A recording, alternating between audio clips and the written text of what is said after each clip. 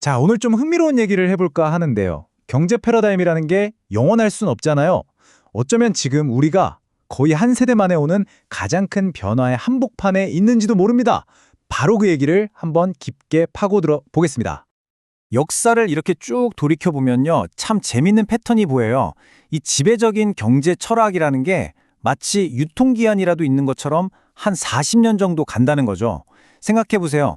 루즈벨트 대통령의 큰 정부가 있었고 그 다음엔 레이건 대통령의 자유시장 혁명이 있었죠. 각각 그 시대의 문제를 해결했지만 결국엔 또 다른 새로운 문제를 낳았단 말이죠. 자, 그럼 이게 우리한테 뭘 의미할까요? 바로 이겁니다. 우리가 지난 40년 동안 너무나 당연하게 생각했던 그 경제 룰들이 지금 막 무너지고 있는 건 아닐까요? 만약 그렇다면 그 다음은 대체 뭘까요? 이 질문에 답하려면요. 먼저 우리가 지금 얼마나 거대한 문제에 직면해 있는지부터 알아야 합니다. 자, 지금부터가 본론인데요. 이 거대한 변화, 이 패러다임의 전환이 왜 일어나고 있느냐? 그 중심에는 미국 경제를 짓누르는 두 가지 엄청난 압력이 있습니다. 하나는 내부에서, 그리고 또 다른 하나는 외부에서 오는 압력이죠. 먼저 내부 압력부터 볼까요? 바로 이 산더미 같은 정부 부채입니다. 그래프를 보시면 1970년대에는 GDP 대비 부채 비율이 35% 정도로 아주 낮았어요. 그런데 지금은 어떻죠? 120%가 훌쩍 넘습니다. 이건 2차 세계대전이 끝났을 때와 맞먹는 정말 어마어마한 수준이에요. 그리고 이건 외부에서 오는 압박을 아주 극명하게 보여주죠.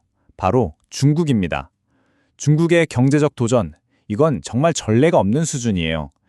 불과 20년 전만 해도 세계 경제에서 3.6%를 차지하던 나라가 지금은 17% 가까이 차지하고 있으니 이 변화의 속도가 얼마나 빠른지 감이 오시죠?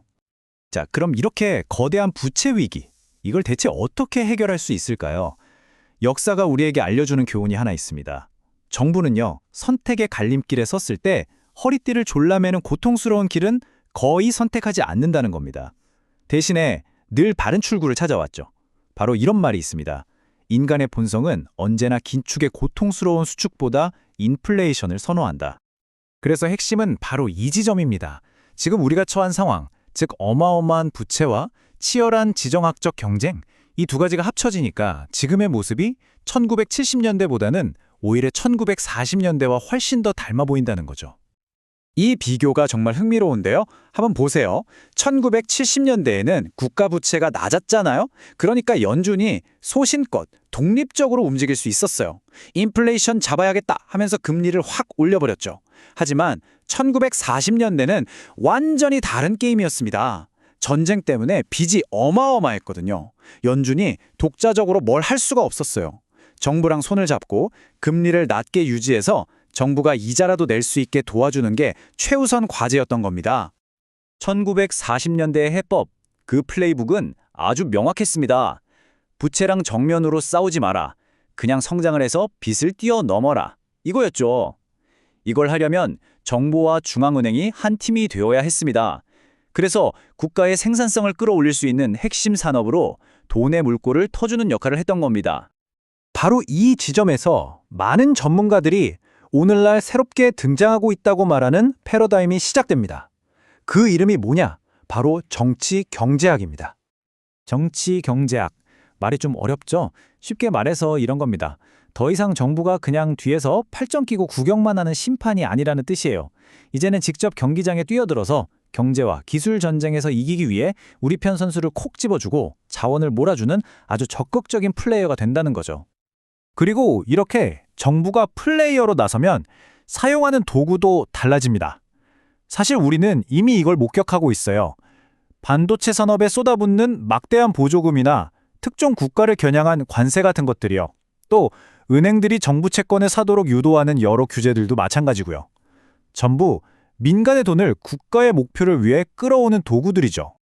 이 현대적인 전략의 목표는 아주 뚜렷합니다. 생산성 혁명을 통해서 진짜 성장을 만들어내는 거예요. 자, 스텝을 한번 따라가 볼까요? 먼저 1단계. 정부가 AI나 첨단 제조업 같은 고생산성 분야로 자본의 흐름을 유도합니다. 그럼 2단계에 이 투자가 불씨가 돼서 기술 혁신, 즉 생산성 붐이 일어나겠죠. 3단계에서는 이 생산성 향상이 물가 상승은 억제하면서 실질 GDP를 끌어올리게 됩니다. 그리고 마지막 4단계, 이게 핵심인데 빚의 절대적인 액수는 그대로일지라도 경제 전체 파이가 훨씬 커졌으니까 GDP 대비 부채 비율은 자연스럽게 줄어드는 효과가 나타나는 겁니다. 빚을 갚는 게 아니라 경제를 키워서 빚 부담을 줄이는 거죠. 자, 그럼 한번 생각해보죠. 만약 정부가 이제 경제를 이끄는 가장 중요한 동력이라면 우리 같은 사람들은 앞으로 미래를 어떻게 바라봐야 할까요? 이건 우리에게 뭘 의미하는 걸까요? 여기서 얻을 수 있는 결론은 놀라울 만큼 간단명료합니다. 바로 정부의 돈이 어디로 흐르는지 따라가라. 이 정치 경제학의 시대에는요, 시장의 심리보다 더 강력한 힘이 바로 정부의 정책이고 정부가 쓰는 돈이라는 겁니다. 이건 우리에게 완전히 새로운 투자 관점을 제시합니다. 이제 중요한 건 어떤 기업이 유망할까를 넘어서 우리 정부가 국가의 생존을 걸고 어디에 베팅하고 있는가, 이걸 파악하는 게 핵심이 된다는 거죠. 그럼 지금 정부는 대체 어디에 베팅하고 있을까요? 사실 그 방향은 꽤 명확하게 보입니다. 인공지능과 반도체, 에너지 안보와 친환경 전환, 국방과 항공우주 산업, 그리고 해외에 나갔던 공장들을 다시 불러들이는 공급망 리슈어링과 첨단 제조업까지 미래의 패권을 차지하는 데 필수적이라고 생각하는 바로 이 분야들로 지금 막대한 돈이 흘러들어가고 있습니다. 이걸로 오늘 이야기를 마무리하려고 하는데요. 마지막으로 생각해볼 질문을 하나 던져드립니다. 한 국가가 자신의 생존과 미래 패권을 걸고 특정 산업에 모든 걸 쏟아붓는 시대, 이런 정치경제학의 시대에는요, 가장 큰 리스크가 어쩌면 잘못된 기업에 투자하는 게 아닐지도 모릅니다. 진짜 리스크는 올바른 방향으로 달려가는 국가에 반대로 베팅하는 것일 수 있다는 거죠.